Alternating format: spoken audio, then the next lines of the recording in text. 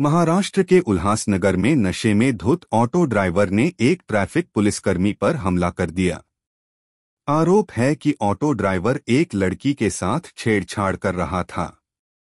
Traffic पुलिसकर्मी जब उसे रोकने पहुंचा तो उसने मारपीट कर दी। इस घटना का वीडियो सोशल मीडिया में वायरल हो रहा है। पुलिस ने आरोपी को हिरासत में ले लिया है।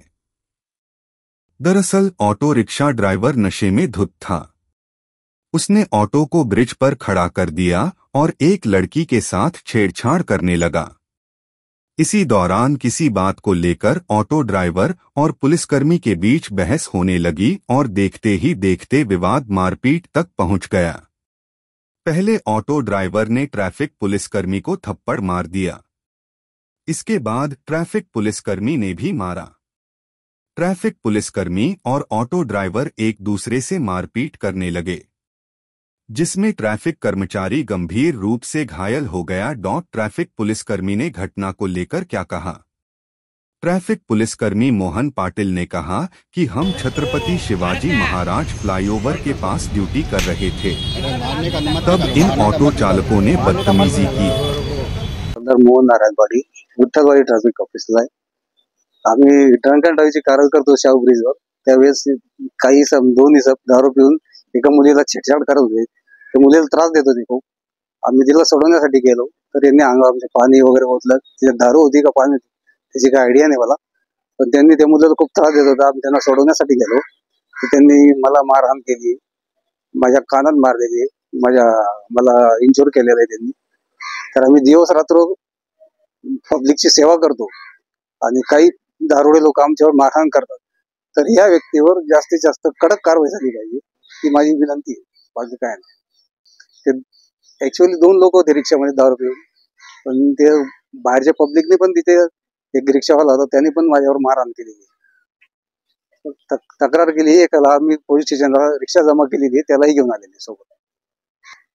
त्यांना जास्तीत जास्त कारवाई, त्याच्यावर कडक कारवाई झाली पाहिजे हीच मागणी आहे आमची।